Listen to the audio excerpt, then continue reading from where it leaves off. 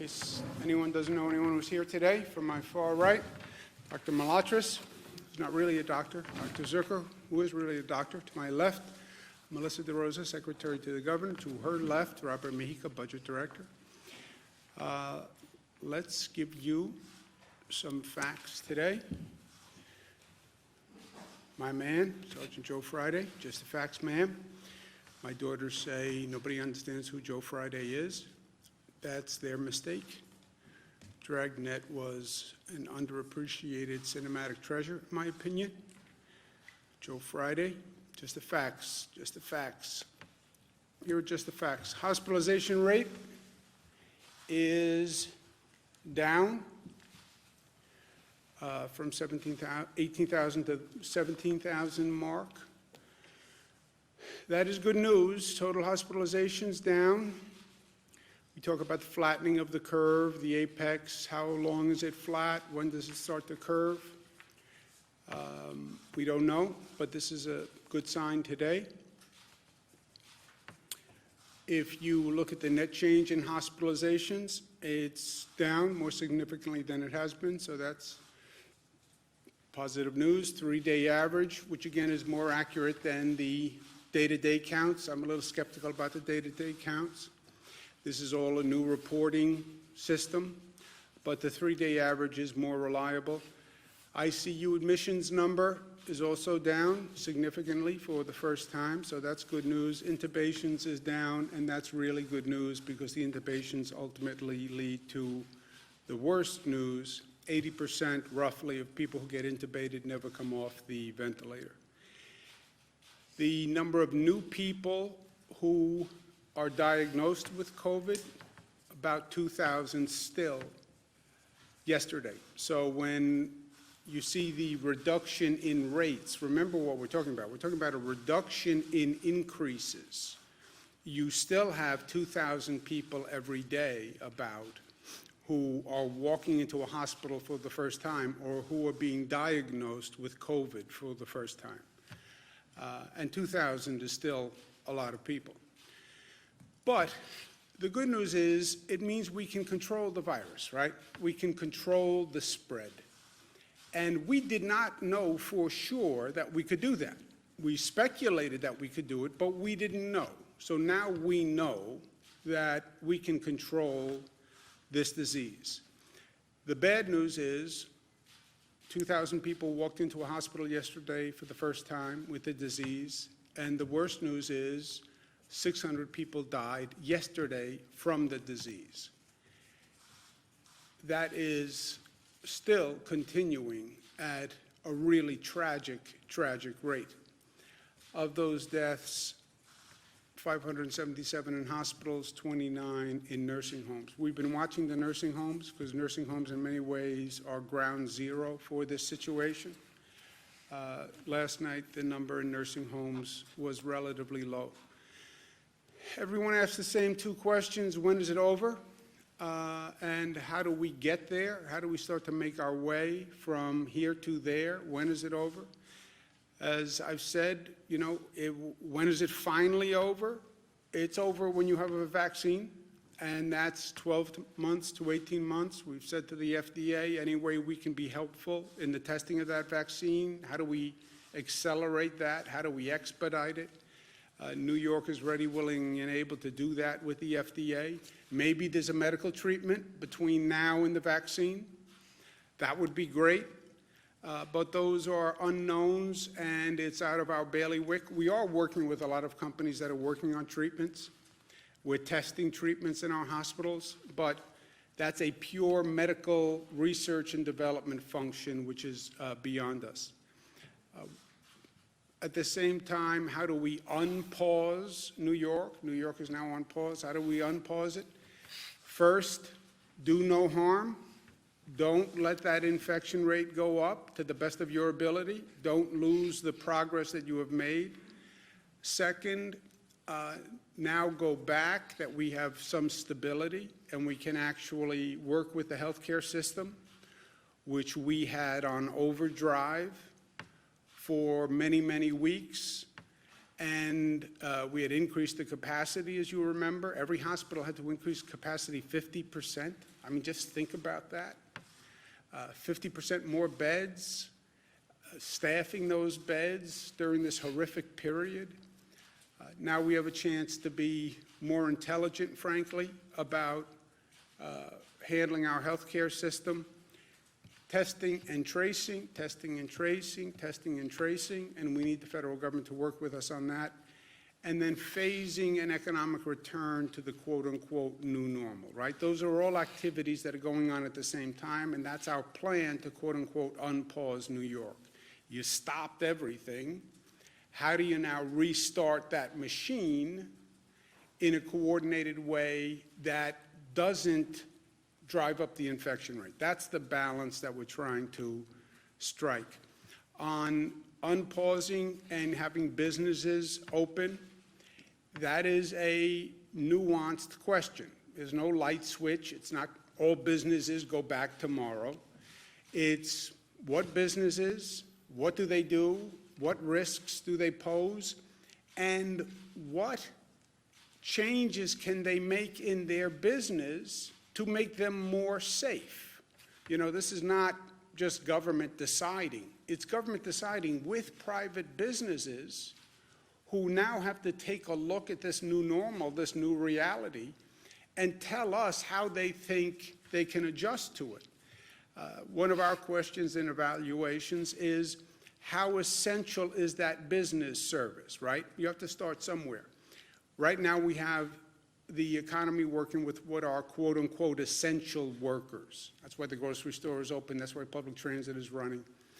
All right, so we want to start to bring the economy back, move up one tranche on how you define essential. What's the next level of essential businesses? Are there certain businesses that are inherently safer or can be safer? And then let's talk about how we reopen them and where we reopen them. And these are all questions that we have to work through on a case-by-case basis. But there is a matrix. And the matrix is how important is the business to society, how essential a service, and how risky is that business from a rate of infection. And obviously, the more essential a business, the lower the risk, the more they are a priority. And then how do you do it? You do it in phases of priority, and then you phase it up the way we phased it down, which is by percentages. And this is going to be an ongoing process over the coming weeks that we're working through with the other states. But the what, the how, the when, looking at how important that business is and what the risk that business poses, and then do it in coordination with our other states, because this is really a regional issue and it should be addressed on that basis. Coordinating with the other states doesn't mean we'll always be in lockstep, but we'll talk through everything first, and hopefully we're not doing something that's contradictory to another state at a minimum. And so far, so good on that exercise. And that analysis is ongoing. But it's not going to be all about what government does,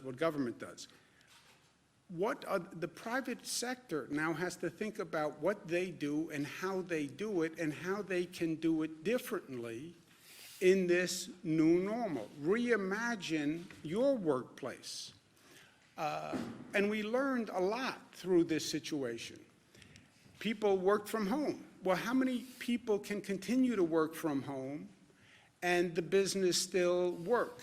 How do you socially distance in the workplace? Can you socially distance in your workplace? What are your new normal procedures and practices? How do you think you're going to get workers back and forth? And what precautions would you take? In the workplace, how would people work, and where would they sit, or where would they stand? And how do you do it without conference meetings? And how do you do it without gatherings? How are you going to interact with the public in a way that keeps the public safe, right? We're talking about businesses that pose a lower risk, tell us how you intend to organize and conduct your business. And can you do it in a way that poses a lower risk? And what would you do with your workforce to make sure if an infection happens that we can jump on it quickly? And then as we're going through all this planning, this is going to be a moment of transformation for society. And we paid a very high price for it. But how do we learn the lessons so that this new normal is a better New York? And there are lessons that we must learn from this, because we do need to do things differently, or we can do things differently, and we can do things better. Part of the way across that bridge is testing. It is the single best tool to inform decisions and to calibrate all of this. This new testing world is a new frontier for all of us. New York State has been very aggressive about doing testing. We set a very ambitious goal when we began, and I'm happy to say they did it. We've done 500,000 tests in 30 days. That's more than California, Florida, and Michigan combined. And this is all about figuring it out first and taking a system that frankly didn't exist and creating this testing system and this testing regimen. 500,000 tests in 1 month. That sounds great, and it was great. It was a great accomplishment. And congratulations to everyone who put it together. But when you think of 500,000 tests in 1 month, and then you compare it to the fact that you have 19 million people in the state, you have 9 million workers, the 500,000 doesn't sound so big, right? So we have many questions to answer. Where do you test? How do you get the supplies? How do you coordinate the private labs? How do you coordinate the demand going to these private labs, right? Everybody wants testing. Private sector companies are calling for testing, and they're going right to the labs. Everyone is going right to these labs, and 50 states are competing, and the federal government is buying product from these labs. This has to be figured out, and it can only be figured out in partnership with the federal government. On top of that, once you go from testing, you have to trace every person who comes up positive. Trace means investigate. Investigate all those prior contacts. And then one contact, you test that person, leads you to another person. So the tracing investigators are really assembling an army that does not now exist. I spoke to the White House again this morning about it. I understand that this is a problematic area and the federal government's not eager to get involved in testing. I get that, but the plain reality here is we have to do it in partnership with the federal government. You're talking about supply chains that go back to China. A state does not have the capacity to do that. And there's no reason why you would have 50 states each trying to figure this out on their own, competing with the federal government, competing with the private sector.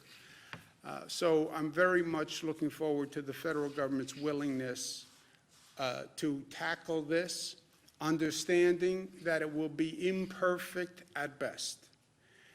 But if we work together, we can do better than any of us could do alone. And that's what this is all about. You're not going to achieve optimum performance.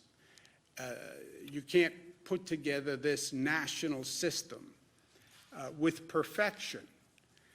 So people are understandably reluctant to get involved. But understanding the risk and understanding that it's never going to be done perfectly, if we work together, we can do better. And that's what we have to actually accomplish. We have to strengthen the healthcare system. Our surge and flex, which is the first time we've ever called upon all these hospitals to work together and coordinate. Every hospital was basically its own enterprise. And then we go back and say, well, you all have to work together and coordinate, and we're going to help you coordinate. It was first time that's ever happened. We understand about a stockpile like we've never understood before. We understand about sharing resources like we've never understood before. And we understand about sharing among states and how good people were to New York when we needed it, and states stepping up and sending us ventilators. And I said, New Yorkers don't forget, and New Yorkers are the most generous and most gracious, and we'll be there when people need help. New Jersey is still looking at their curve rising. The wave hasn't crested in New Jersey. They're our neighbors. Anything we can do to help. I've told Governor Murphy all he has to do is ask. We're here. And we're going to send 100 ventilators to New Jersey. But the key to all of this, the calibration, is the infection rate. And this gets a little technical, but I need people to really understand this. Why don't you open tomorrow? Because we're afraid the infection rate will go up. And everything we've been doing is to slow the infection rate. Well, how do you track the infection rate? We don't. We don't track infection rates. We see hospitalization rates, which are different.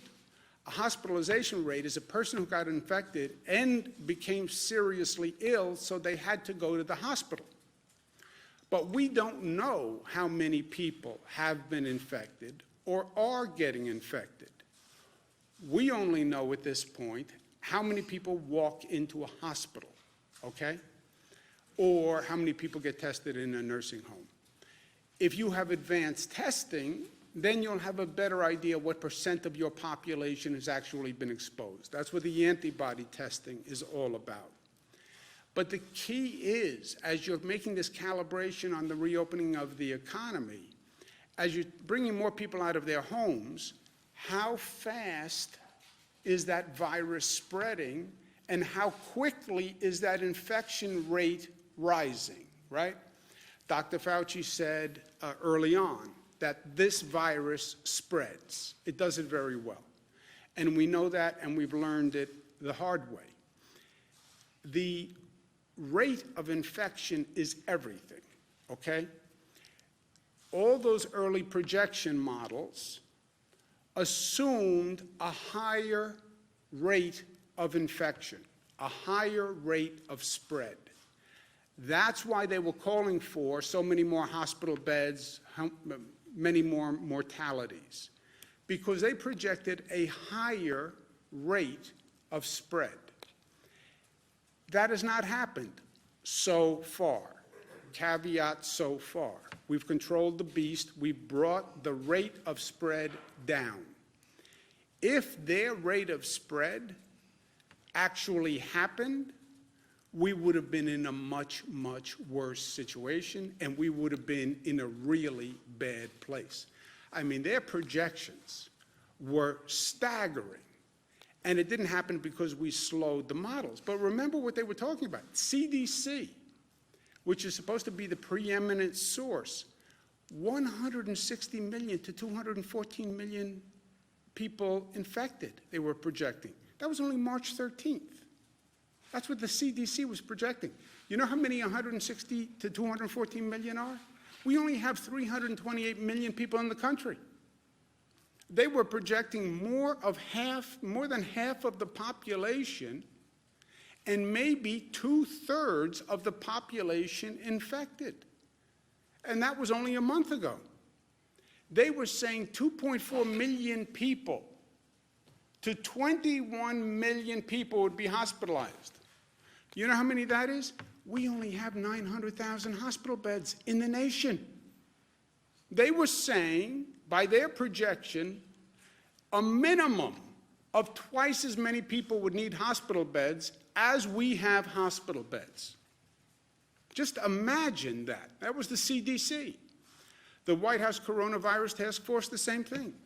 White House Coronavirus Task Force was saying 1.5 to 2.2 million deaths. Deaths. And that was the White House Coronavirus Task Force as of March 31. Okay? Best case scenario, 100 to 240,000 with mitigation efforts. March 31, just over 2 weeks ago. So, and that's why all of these models said the same thing. They were all believing a higher infection rate. Now, and that's McKinsey, and that's Columbia, and that's Cornell, that's all of them. That's the Gates-funded model. They were all projecting a higher infection rate. We slowed the infection rate by our actions, and that's why we're in a better position today. Now, what does the infection rate mean? And I know this gets a little granular, but people have to understand it if they're going to understand why we need to do what we need to do. The infection rate is how many people does one person infect, okay? How fast is the virus spreading from one person to another? And they talk about the R0 factor. The R0 factor is the projected spread of the virus, okay? If one person infects less than one other person, the disease is on the decline. If one person basically infects one more person, the rate of spread is stable. I get infected, I infect one person infects one. When you have a really situation out of control is one person infects two people or more, because then the increase is just exponential, and that's fire through dry grass. This is what they were all trying to project, and this is what we have to control as we start to reopen the economy. We say, we turn the valve on the economy, we open a little bit, and we watch the meter, right? What's the meter? The meter is the hospitalization rate, or even better, the virus spread rate. So you start to turn that valve, you start to bring people out of their homes, you start to reopen businesses, you see that number going up, turn the valve back right away. And this is what we're trying to deal with going forward. And again, nobody has been here before, so we're trying to figure it out. If the virus spread increases to the place where one person infects two people, that is an outbreak.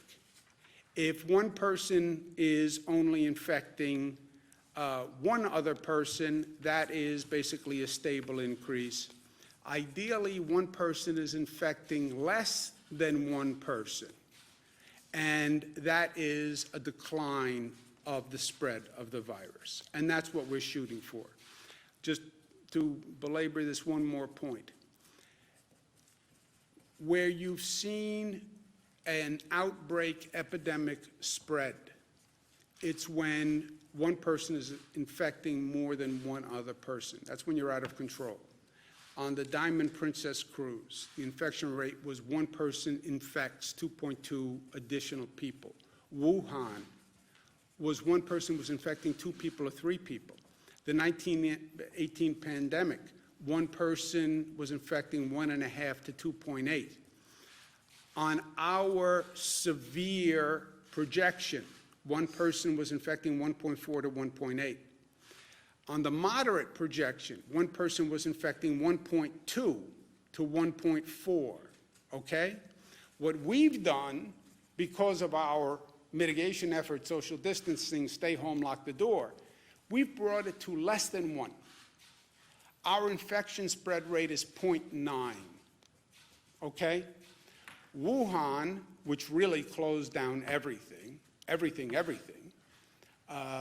and locked it up, Wuhan brought the infection rate down to 0.3, okay? So that's the range we're talking about. But when you think about that, we're at now 0.9, we only have a margin of error of 0.9 to 1.2. 1.2 takes you back to the high projection rate. We're at 0.9. That does not leave you a lot of wiggle room. So you're going to start to phase the reopening. You're at 0.9 now. After this entire close down, if you go to 1.2, you're going to have a problem again. So you see how narrow the window is. But New York pause has worked. The close down has worked. That's how we controlled the beast. That's how we got it down to 0.9. However, we're not there yet. We're just at 0.9. Again, Wuhan got down to 0.3. So we have to continue doing what we're doing. I'd like to see that infection rate get down even more. The New York pause policies, the close down policies, will be extended in coordination with other states to May 15th. I don't want to project beyond that period. That's about 1 month. 1 month is a long time. People need certainty and clarity so they can plan. I need a coordinated action plan with the other states. So 1 month, we'll continue the close down policies. What happens after then, I don't know.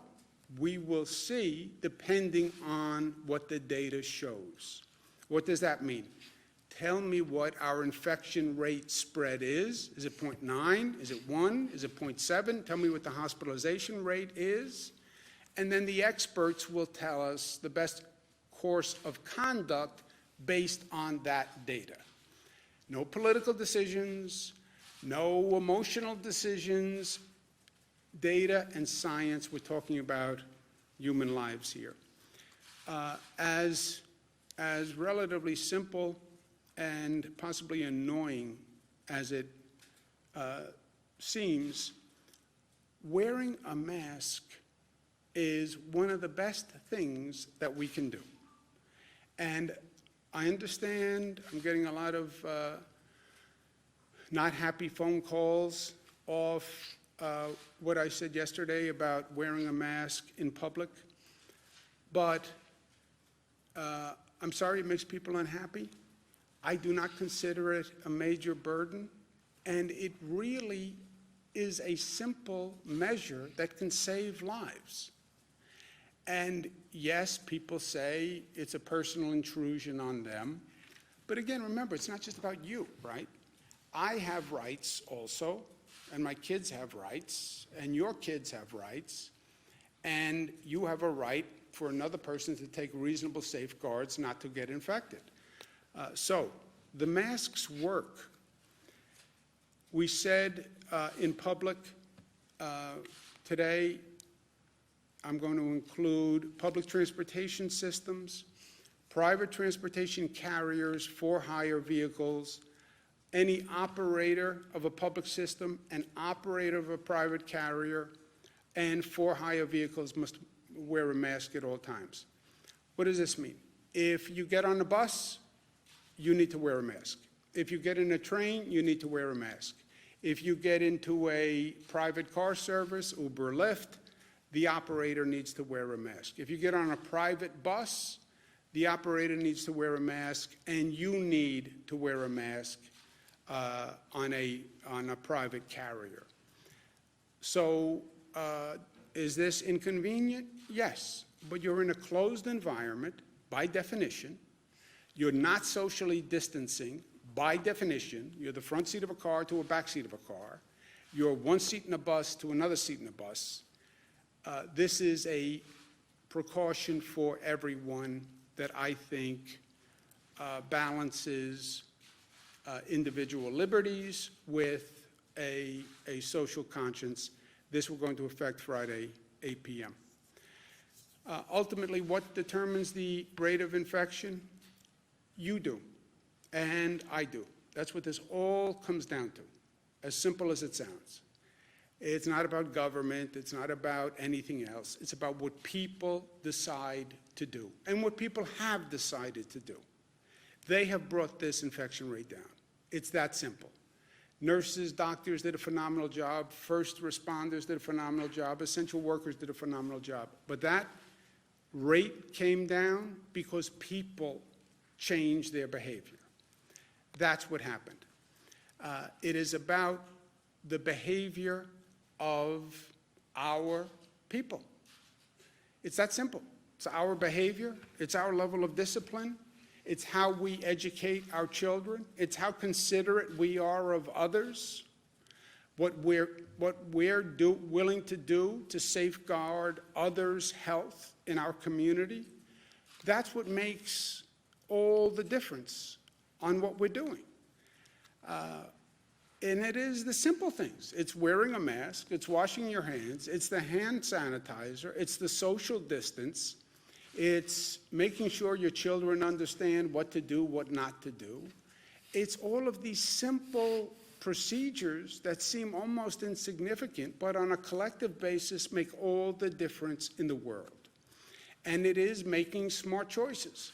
I want to get out of the house, I'm going crazy, I need to do this, I need to do this. I know, but be smart. Be smart. And engage what you're doing relative to everyone else and relative to the overall goal.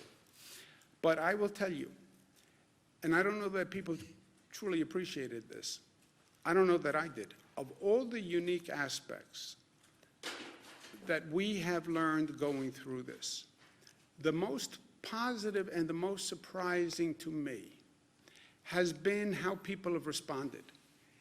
The policies that I have communicated are not worth the paper they are printed on. I could stand up here as governor and say, we must do this, we must do this, we must do this. These are some of the most life-changing policies government has ever issued. Think about it. This is not government saying, here's your tax rate, here's age of voting. This is government saying, stay in your house, don't touch another person, wear a mask. Government, I don't even have the ability to enforce these measures on any scale if people said, I'm not willing to do it. These policies, which are difficult, which are life-changing, they are being implemented by people because people are choosing to do the right thing. It is that simple. And what this is all about today, the masks on transportation. I trust in New Yorkers. You know, I believe if the facts are presented to the people in this state, New Yorkers will do the right thing. What is the right thing? There's always a right thing. It is the appropriate path that is socially and morally correct. And New Yorkers have a very strong right thing quotient. They know what the right thing is when they hear it.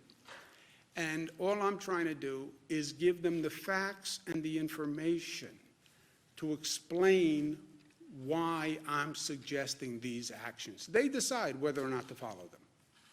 I can't put a mask on 17 million people. 17 million people will decide whether or not they'll do it. But they have done it because they have the facts, they have the information, they understand the risks, they understand the rewards, they understand the consequences, and what they have done has worked. And it's brought this state forward, and it'll bring this nation forward. And that's New Yorkers at their best. And that's because we are New York tough, and because New York tough is more complex than the word suggests. It's smart, it's united, it's disciplined, and it's loving. And New Yorkers have proven that time and time again, every day for 46 days. Questions? Governor, let me answer. 10 nursing home residents have died of COVID-19. Can we do this today? Let's try something new. Let's not all talk over everyone. I'll make sure we answer. I'll get to you to answer the question. And let's just start. You know what? Go to Jesse. Or let's go to you first. Okay. In Hornell, New York, at least 10 nursing home residents have died of COVID-19. Philmont, there have been at least 23 cases and 6 deaths at one nursing home.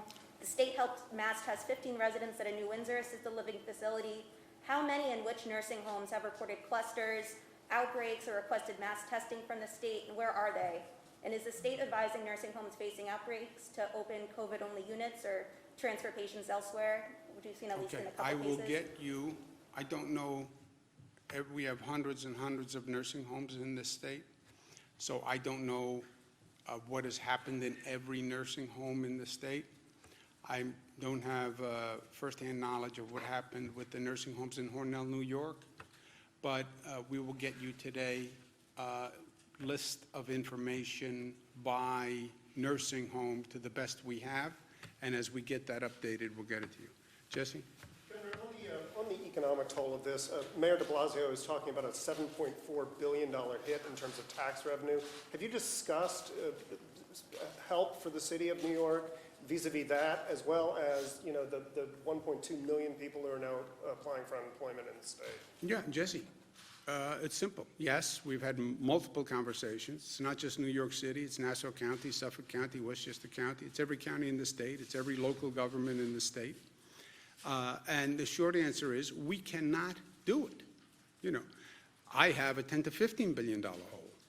So I'm not in any position to help any of them. That's why I've said this is where the federal government has to step in. And it defies understanding that the federal government is going to say, we've passed major pieces of legislation, pat us on the back, to protect the economy and move the economy forward, but you don't fund state and local governments? And when you don't fund the state and local government, it means the state and local government has to turn around and cut everybody that relies on them. It's not smart, it's not right, it's counterproductive. I understand you don't get the same political credit when you fund New York State or New York City or Nassau County or Suffolk County because it doesn't represent any voters, any people. It's just a governmental entity. I get that. And I get that politically they like to pass legislation where they can call up someone when they get home and say, hey, Jesse, I got a check for you. I understand that. But at one point, you have to put the politics aside and say, we have to do something that's actually makes a difference. And how can you even pretend that you're addressing this crisis when you're starving state and local governments? And that's not a Democrat to Republicans. National Governors Association, headed by a chairman who's Republican, Governor Hogan, great guy, great governor. Myself as vice chairman, we sent a letter saying that to the administration. And by the way, I say it to my Democratic congressional members. I said to Senator Schumer, I said to Senator Gillibrand, you pass a piece of legislation that starves state and local governments, you're not helping the country. You're just not. Well, we have to get to yes. It doesn't matter to get to yes if the bill doesn't do what the purpose is. Bernadette? Just to follow Marina's question real quickly, why has it taken so long to get specific information about specific nursing homes? That would seem to be in the public interest for people to know where people are dying. We're putting it together. You know, you have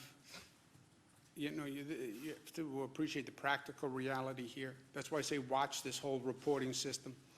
You have hospitals that are dealing with hell every day. And you're basically saying, make sure your report isn't late, which is what the Department of Health says. Nursing homes that are dealing with hellacious situations, or make sure your report is on time. Yeah, and look, I've been on the phone with these types of facilities, and they say, I understand, make sure my report is on time.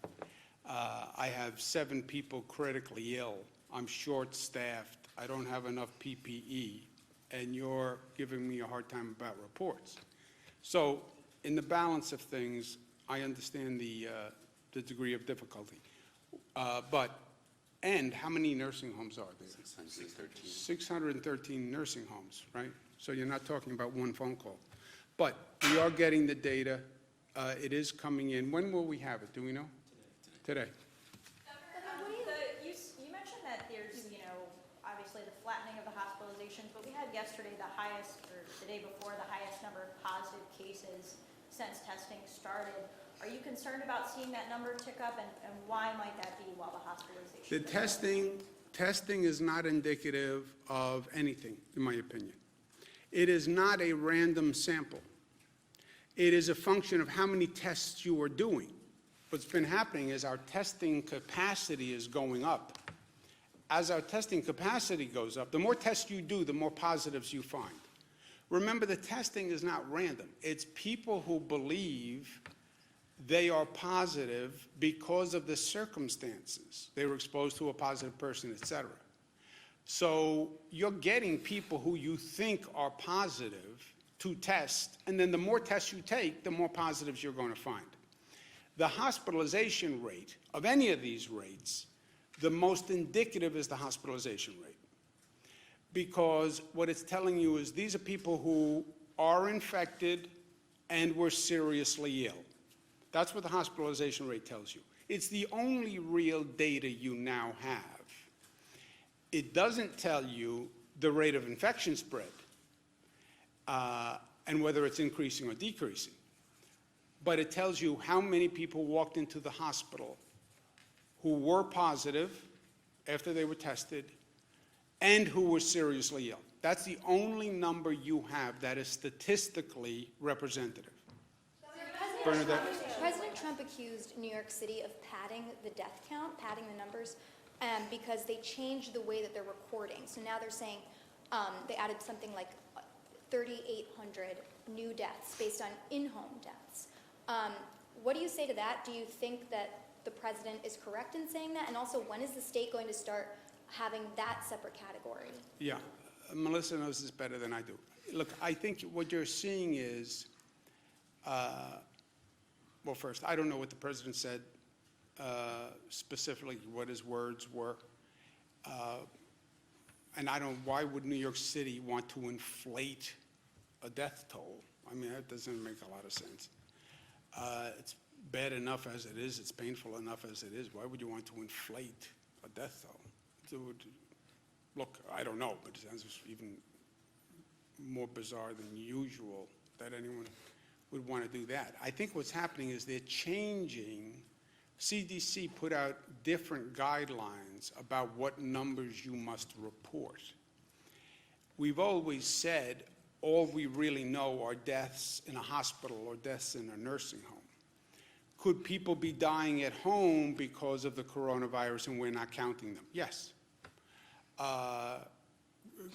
Was this a rough estimate? Yes. So now we're trying to refine the estimate, other categories, other possibilities.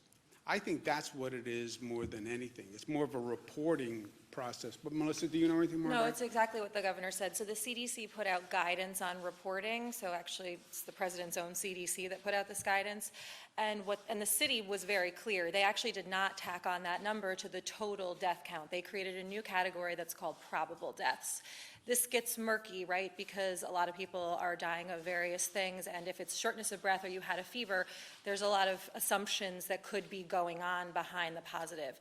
Everybody knows in this room, Assemblyman Brodsky, the assumption was that he had died from COVID. A few days later, they discovered it actually wasn't COVID. So the number is not precise, and the city actually did not put that number into the death count number. It's a separate category. I actually believe the press misreported this in some instances and conflated the two. And so that's what it was. But they did not pad the numbers, and this was a CDC-directed category that the city started reporting that the state is actually also working to report. Excuse me a second. Did you want to add something, Doctor?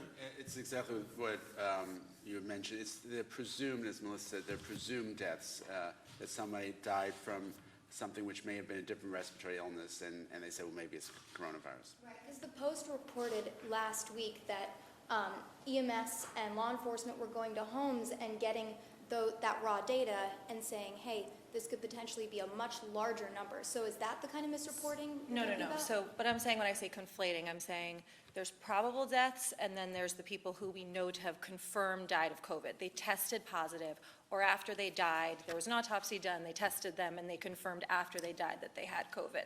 So probable is a category that It's somebody who died, and based on the symptoms or based on how they died, they believe that it could probably have been COVID. So that's that category. The underreporting of the deaths in the home is another added complication into all of this. But to answer your first question, the city did not pad the numbers. They created a separate category to address the probable deaths, which was a directive of the CDC. Yeah, I think what happened, I think that refreshes my recollection. I don't think the city put the numbers together. I think the Times wrote a story that put the numbers together and then said they had a much higher number. I get it's a great headline, but it's not totally accurate. Karen? We're seeing reports out of hospitals that some of the COVID patients, or a significant number, are having kidney failure, and that now that there's a shortage of the dialysis machines. I guess maybe that's more of a question for Dr. Zucker of how is that something that you're Shortage worried of about when you're dialysis dealing with- machines? We have heard that we are looking into this about those who need renal dialysis and to make sure the machines are available for individuals. And regarding having kidney failure as a result of having coronavirus, often when people get that ill and end up in the intensive care unit with multi-organ system failure, multiple problems, the kidneys are one of the organs which take the hardest hit initially. Is there a shortage right now? We have heard about an individual report, but there aren't shortages that are across the board now. Every once in a while we've heard that they need a dialysis machine, and we worked on that to get them there. If they have a shortage, Karen, they call us. We have these daily inventory equipment sharing. That's a surge flex. So if any hospital has a shortage of anything on a daily basis, they let us know, and then we find that, and we've been able to find that equipment for them or that PPE, so nobody's had an actual shortfall.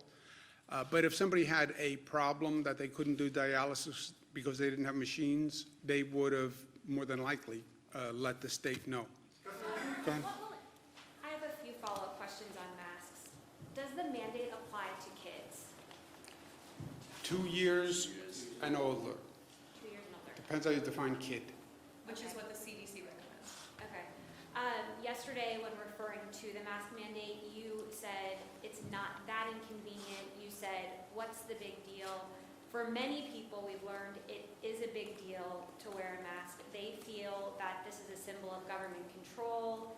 A lot of people feel that this is a symbol people are falling prey to fear. And we've seen doctors on the news for weeks now saying that regular masks, regular medical masks, and the cloth masks do little to protect you from coronavirus. Do you feel like you're underplaying the impacts of your mandate? No, I said, I don't know how you're going to be underplaying. I said that I know there's a lot of opposition to this. I've had many people say they don't like it. So, no, I'm fully aware of the opposition to wearing a mask. It's a face covering, right? Just so we're all saying the same thing. It's a mask or a cloth covering of the nose and mouth. It doesn't have to be a mask. It could also be a cloth covering. But no, I understand that people do not like it. And people understand, some people do not like it. And some people think it is an imposition. And it is a government overreach. I understand that. By the way, some people think the close down order was a government overreach. Some people think that this is all a fabrication and a political conspiracy. To them, I say, if you don't think 600 people died yesterday, and if you don't think that's a problem, I disagree with you. If you doubt that 600 people died, I'll bring you to see the 600 people. So is it a fabrication? No, 600 people died yesterday, okay? And that's a reality we deal with every day. We want to see fewer people die. I'm asking New Yorkers to wear a mask, not just to protect yourself, but to protect other people from you. If you have the virus, you can infect other people. And you have a liability, a responsibility not to infect me because you're sick. And that's what a mask would help. I understand the opposition. My phone's ringing off the hook with the opposition. I also understand what 600 deaths mean. I understand the toll on the healthcare system. I understand the nurses and the doctors who are stretched to their limits. I understand the police officers who go out there every day and who are afraid. And asking New Yorkers to wear a mask at this time, I think, is more than reasonable. I understand that people disagree. Are you wearing a mask on the day-to-day? When I am in public circumstances, yes. Here in this room, no. Let's do someone who didn't ask a question. What will it take for us not to have to social distance? You've said that a vaccine can take 12 to 18 months. Is that how long we'll have to social distance for? You know, it depends on how good we are at reducing the spread of the virus, and we don't know that. It also depends on when they come up with a medical treatment, and we don't know that. So I understand people want certainty and closure, but we don't have it. We don't have it. Let's do someone who didn't ask a question. Josefa? California, Gavin Newsom is giving undocumented immigrants $500 since they were cut out of the federal stimulus package. Is New York considering doing something similar, and can we do that considering our financial state? Well, look, we financially, if we don't get the federal government to actually pass a piece of responsible legislation, and I've said to to the extent they care for my 2 cents, our senators, don't pass a piece of legislation if it's not responsible. Well, then they'll say we didn't pass legislation. Yeah, say I wouldn't pass an irresponsible piece of legislation. Better than passing an irresponsible piece of legislation, right? If those are the options, life is options. So yeah, we are at a point financially where we have a $10 to $15 billion deficit. Yesterday I was asked about, well, why not just let the raises go through for state workers? When you are broke, it would be irresponsible to do these things. I do hope and believe the federal government should have a more inclusive policy.